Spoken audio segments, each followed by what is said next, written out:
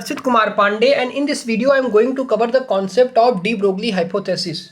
तो देखिए ये आपके क्लास 12 के फिजिक्स का एक टॉपिक है। Dual nature of matter and radiation जो चैप्टर है उसमें एक टॉपिक है डी ब्रोगली हाइपोथेसिस। बहुत ही इंपॉर्टेंट टॉपिक है, यहाँ तक कि आप क्लास 12 में भी इसका इस्तेमाल करते हैं। जब आप बीटेक करते हैं किसी भी इलेक्ट्रॉनिक या इलेक्ट्रिकल स्ट्रीम से, तो वहाँ पर भी आपको डी ब्रोगली हाइपोथेसिस मिलेगा ही मिलेगा।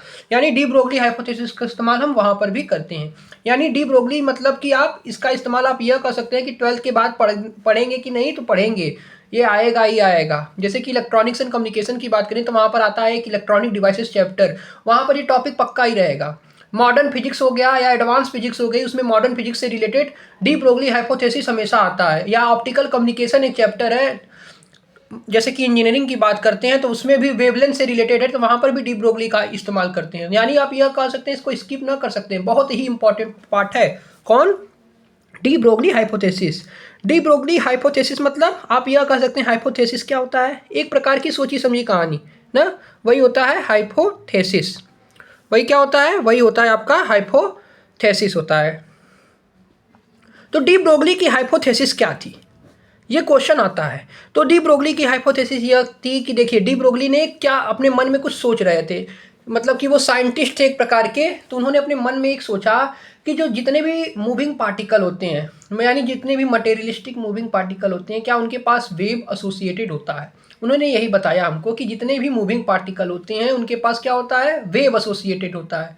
यानी डी ब्रोगली का हाइपोथेसिस क्या है कि एवरी, उन्होंने हमको बताया कि एवरी मटेरियलिस्टिक मूविंग पार्टिकल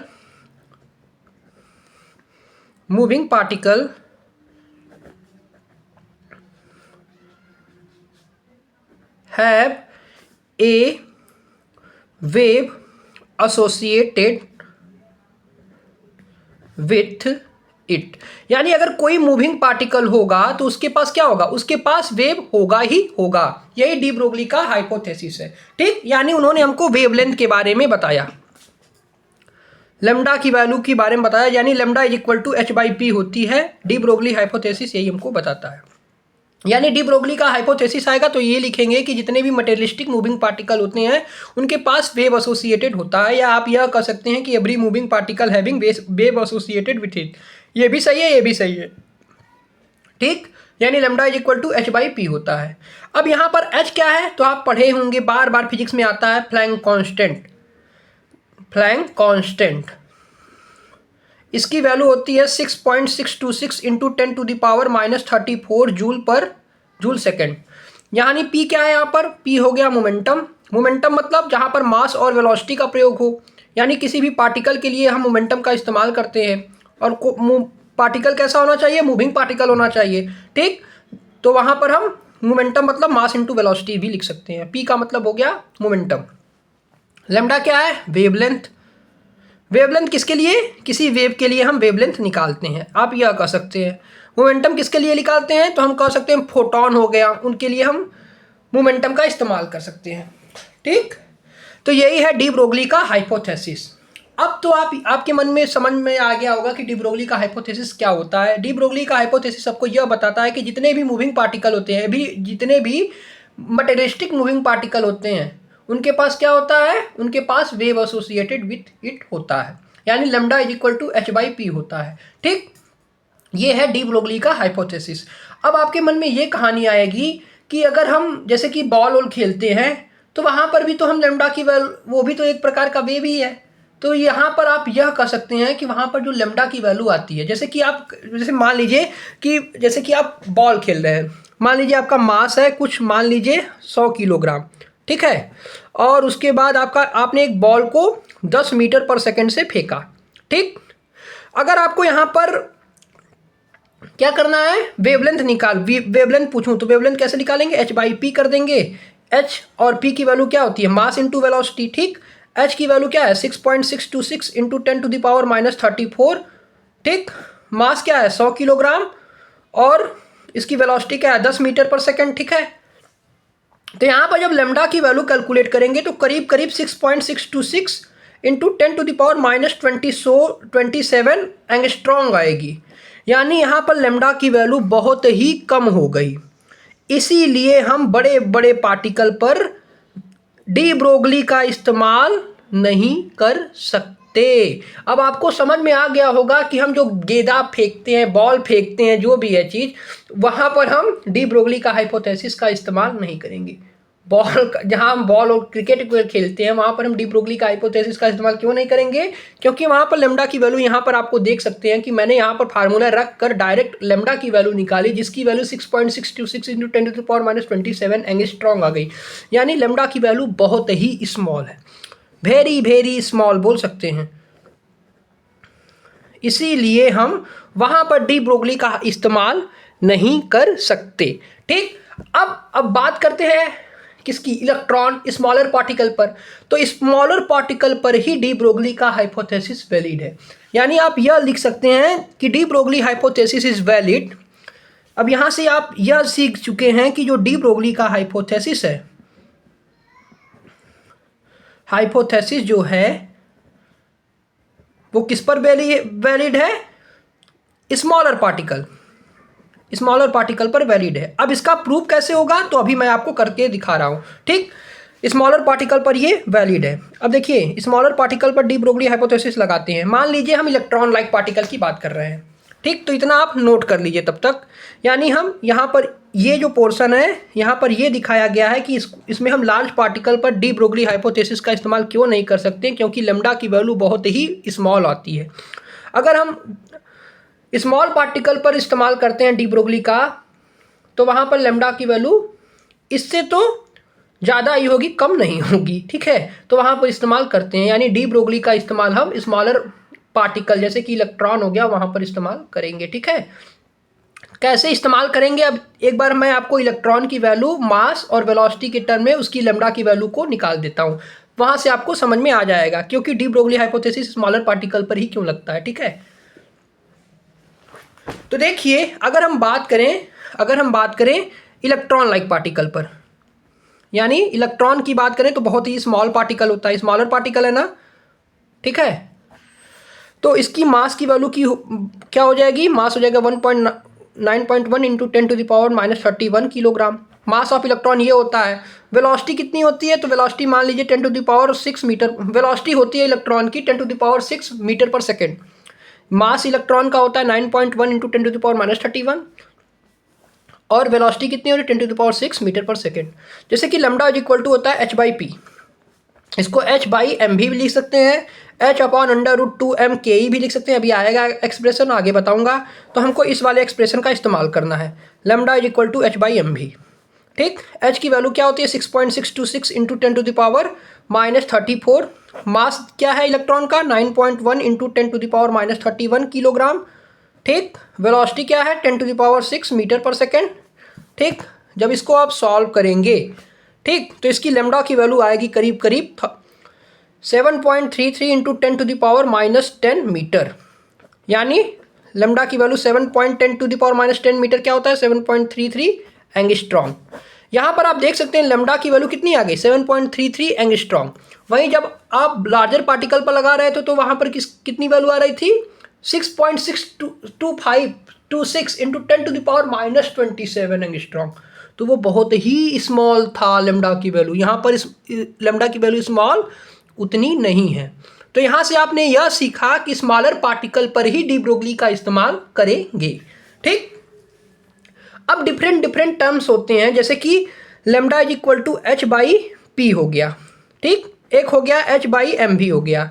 अगर इसको हमको काइनेटिक एनर्जी की टर्म में निकलना है तब क्या होगा? जैसे कि मैंने यहाँ पर आपको लिख सकता हूँ lambda is equal to h/√2m/ke। ये कैसे आया? अब इसका डेरिवेशन करते हैं। ठीक है, तो जैसा अगर हम बात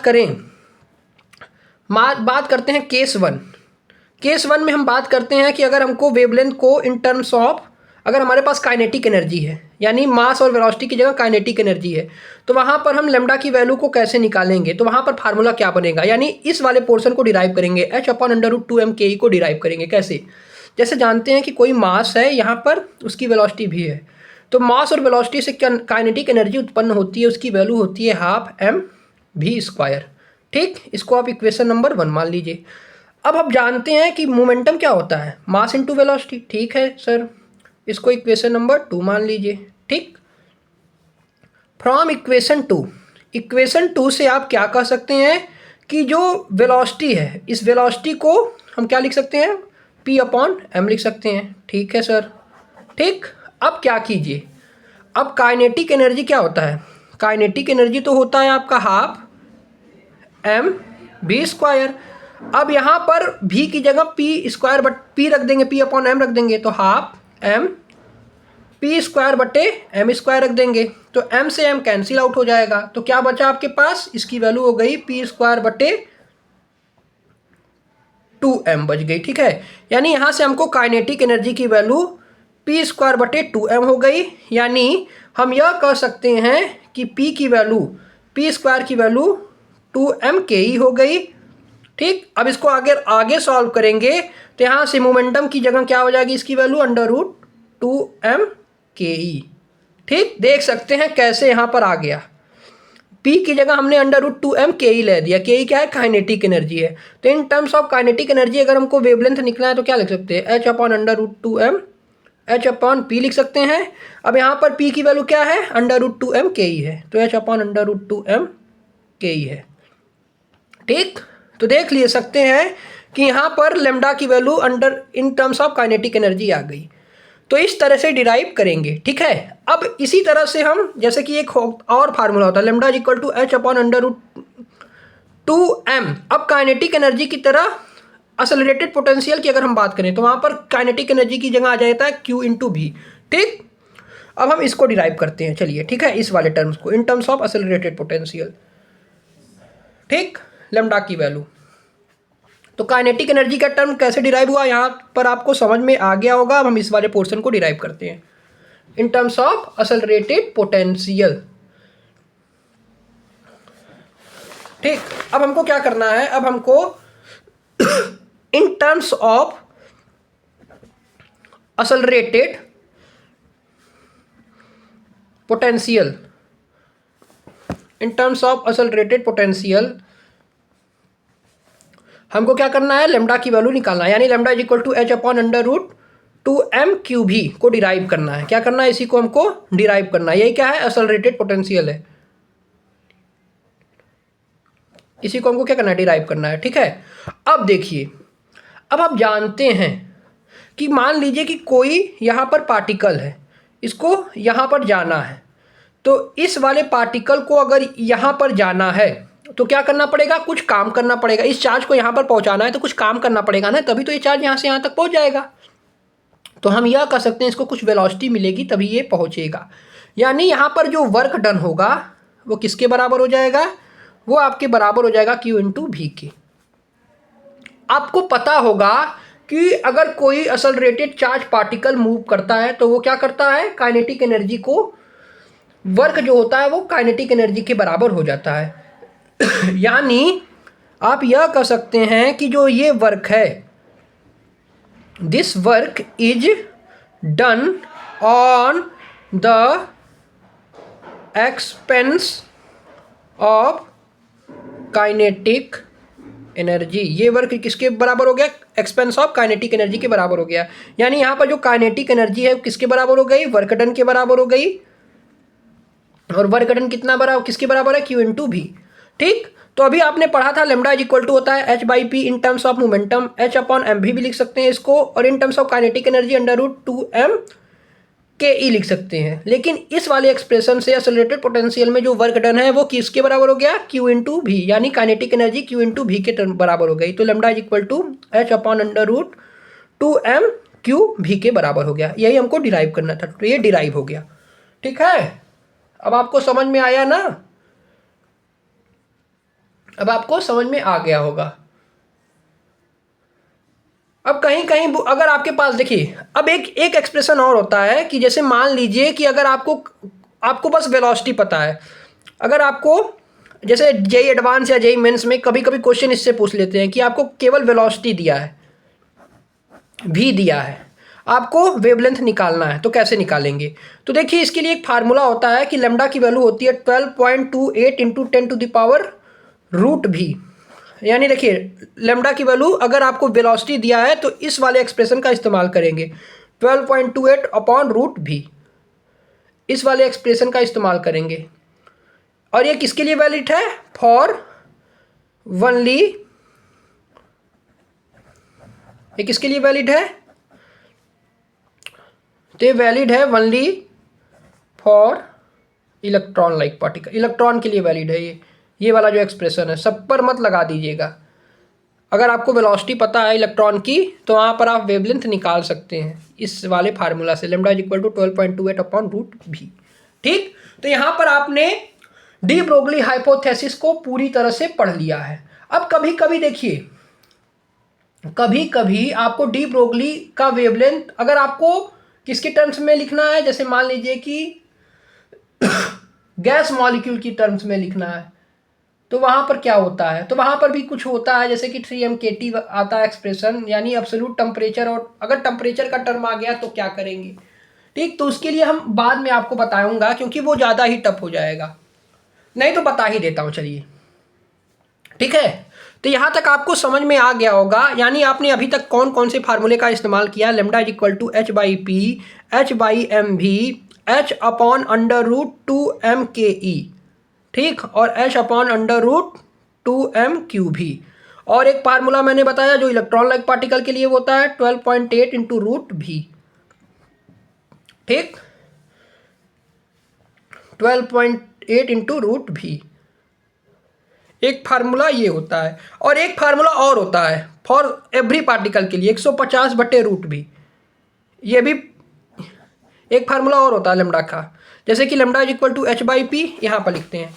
यानी अभी तक हमने कौन कौन से फार्मूले का इस्तेमाल किया देखिए। अब यहाँ पर मैं फार्मूला लिख रहा हूँ, h/p h upon mv h upon under root 2m/ke in terms of kinetic energy, in terms of accelerated potential हो जाएगा 2m³ भी फॉर इलेक्ट्रॉन लाइक पार्टिकल के लिए। और एक एक्सप्रेशन होता है h अपॉन यानी 12.28 अपॉन रूट भी लैम्डा की वैल्यू, ठीक। और एक फार्मूला होता है कौन सा, 150 बट्टे रूट भी। इस वाले फार्मूले से भी आप लैम्डा की वैल्यू निकाल सकते हैं। तो इतना एक्सप्रेशन आपने सीखा, ठीक। देखिए इस वाले एक्सप्रेशन से भी आप निकाल सकते हैं। इसी वाले फार्मूले में आप क्या कीजिए, जैसे कि ये भी इलेक्ट्रॉन लाइक पार्टिकल के लिए वैलिड है, ये भी इलेक्ट्रॉन लाइक पार्टिकल के लिए वैलिड है, इलेक्ट्रॉन हो गया, प्रोटॉन हो गया, सबके लिए। लेकिन ये वाला जो है केवल इलेक्ट्रॉन के लिए वैलिड है, ये इलेक्ट्रॉन प्रोटॉन सबके लिए है, ठीक है। अब देखिए अगर आपके पास कोई गैस मॉलिक्यूल है तो उसके लिए क्या इस्तेमाल करेंगे, वहां पर लैम्डा की वैल्यू क्या हो जाएगी। तो देख सकते हैं मैं यहाँ पर आपको जेई मेंस और जेई एडवांस तक लेवल तक लेकर जा रहा हूँ, इतना फार्मूला लिखा दूंगा कि आप समझ नहीं पाएंगे। तो देखिए जैसे कि जानते हैं कि kinetic energy of gas molecule, thermodynamics में आप क्लास 11th में पढ़े ही होंगे कि kinetic energy of gas molecule जो होता है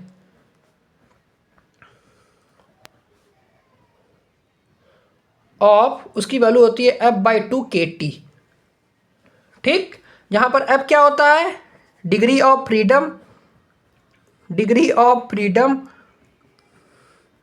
K क्या होता है, K होता है बोल्ट्जमैन कांस्टेंट,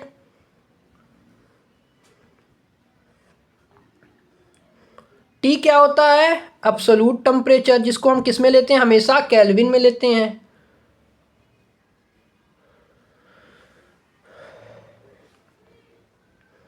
एब्सोल्यूट टेम्परेचर, ठीक। तो kinetic energy of gas molecule क्या होता है F/2 kT, जहां पर F क्या है डिग्री ऑफ फ्रीडम, K क्या है बोल्ट्जमैन कांस्टेंट और T क्या है टेम्परेचर। अब आप जानते हैं कि डिग्री ऑफ फ्रीडम, जैसे कि मोनो एटॉमिक मतलब सिंगल एटम, जैसे कि हाइड्रोजन हो गया, मोनो एटॉमिक गैस के लिए जो डिग्री ऑफ फ्रीडम की वैल्यू होती है 3 होती है। तो यहाँ पर काइनेटिक एनर्जी किसके बराबर हो जाएगी, जैसे कि आप जानते हैं काइनेटिक एनर्जी गैस मॉलिक्यूल की F/2 kT होती है, तो यहाँ पर मोनोएटॉमिक गैस के लिए 3/2 kT हो जाएगी, ठीक, 3/2 kT हो जाएगी। अब आपको पता है कि अभी हमने एक्सप्रेशन निकाला था कि lambda is equal to h upon, अगर हम in terms of kinetic energy की बात करें तो क्या होता है 2m/ke होता है।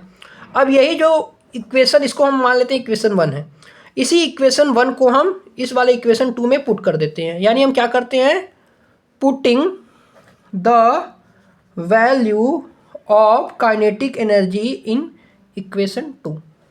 इसमें जब आप पुट करेंगे तो लेमडा की वैल्यू क्या हो जाएगी, h/√2m। काइनेटिक एनर्जी क्या है, 3/2 kT, यही है ना, 3/2 kT। 2 से 2 कैंसिल, तो इसकी वैल्यू क्या आ गई, mt k टाउ। यानी लेमडा की वैल्यू आ गई इन टर्म्स ऑफ गैस मॉलिक्यूल, जो उसकी वैल्यू हो गई √2 3m k टाउ। ठीक, 2m k टाउ आ गई। यहां पर m क्या है, मास, k क्या है, k है बोल्ट्जमैन कांस्टेंट,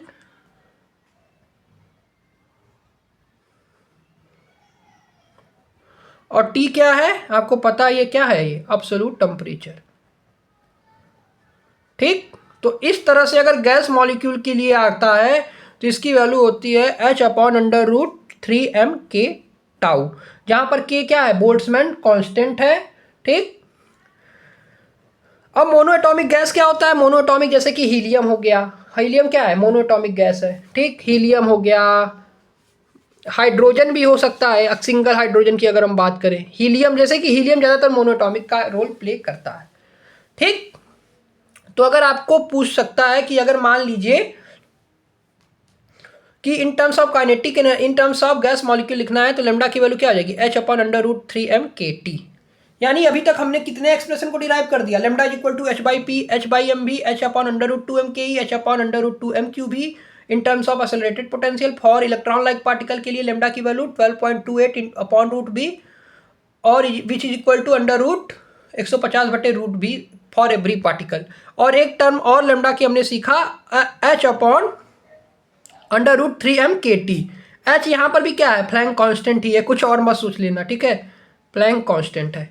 तो आज आपने डी ब्रोगली हाइपोथेसिस का बहुत ही चीज़ सीख लिया है। अब देखिए क्वेश्चन कैसे बनेगा। जैसे क्वेश्चन बन सकता है कि मान लीजिए एक क्वेश्चन आपको दिखाता हूँ, जैसे कि क्वेश्चन पूछता हूँ आपको कि किस तरह से क्वेश्चन बन सकता है। जैसे देखिए, जैसे काइनेटिक एनर्जी के टर्म में क्वेश्चन जैसे इस तरह से आ सकता है कि मान लीजिए कि एक इलेक्ट्रॉन है और एक अल्फा पार्टिकल है और एक फोटॉन है, जिनकी काइनेटिक एनर्जी सेम है। तो इसको हमको अरेंज करना in order of decreasing de Broglie hypothesis. तो जैसा आप जानते हैं कि lambda is equal to h/√2m के ही होता है, के ही क्या है, काइनेटिक एनर्जी है। यानी lambda inversely proportional to root V, क्योंकि काइनेटिक एनर्जी तो सेम है। यहाँ पर क्वेश्चन में ही कर रहा है काइनेटिक एनर्जी से, देखिए जेई मेंस या जेई एडवांस का क्वेश्चन है, काइनेटिक एनर्जी सेम है, तो यहाँ पर जो मास है वही इफेक्ट करेगा।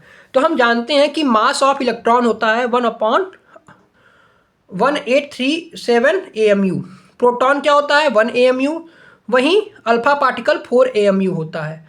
तो यहाँ से आप यह कह सकते हैं कि जैसा कि आप जान रखते हैं कि मास ऑफ इलेक्ट्रॉन जो है वो क्या है, सबसे कम है, तो इसकी वैल्यू सबसे ज़्यादा, इसका लेमडा की वैल्यू होगी, फिर मास ऑफ फोटॉन, फिर मास ऑफ अल्फा पार्टिकल। तो इस तरह से आप इसको अरेंज करेंगे। ठीक, तो इस तरह से क्वेश्चन आपसे पूछ सकते हैं। तो यहाँ से बाहर क्वेश्चन एक भी नहीं आ जाएगा, एक भी क्वेश्चन नहीं आएगा। देखिए जैसे कि इस वाले क्वेश्चन में, जैसे कि ये lambda is equal to √150/v वाला क्वेश्चन है। डी ब्रोगली का लेमडा एसोसिएटेड है जिसका इलेक्ट्रॉन एक्सेलरेट करता है 600 वोल्ट से, तो हमको लेमडा की वैल्यू निकालनी है। या इस वाले एक्सप्रेशन का इस्तेमाल करें या 12.28/√b इस वाले का इस्तेमाल करें, दोनों की वैल्यू सेम आती है। ये एंगस्ट्रॉन्ग में आता है, ठीक, ये भी एंगस्ट्रॉन्ग में ही आएगा। दोनों की वैल्यू अलग अलग बुक में, देखिए ये अलग बुक में दिया है, ये √1/√50, ये भी वैल्यू सेम ही होती है लेमडा की वैल्यू। ये केवल इलेक्ट्रॉन के लिए वैलिड है, ये इलेक्ट्रॉन और फोटॉन सबके लिए वैलिड है। ये वाला √150/√b ये सबके लिए वैलिड है। ठीक, तो अगर कोई डी ब्रोगली हाइपोथेसिस है, उसकी वेवलेंथ हमको निकालनी है, तो हम इस वाले फार्मूले का इस्तेमाल करते हैं। यहाँ पर आप देख सकते हैं कि वेलोसिटी हमको 600 दिया है, तो इसी वाले फार्मूले पर रख दीजिए, 150/600 रख देंगे, 15 से 1/4 आ जाएगा। इसकी वैल्यू हो जाएगी 1/2 यानी 0.5 एंगस्ट्रॉन्ग, और इसकी वैल्यू किस में आएगी, इसकी वैल्यू एंगस्ट्रॉन्ग में होगी। तो लेमडा की वैल्यू कितना आ गई, 0.5 एंगस्ट्रॉन्ग। इस तरह से क्वेश्चन आपके बनते हैं। ठीक, चलिए अब मिलते हैं नेक्स्ट वीडियो में। अब अगले वीडियो में मैं आपको बताऊंगा Davisson and Germer experiment. Thanks for watching this video.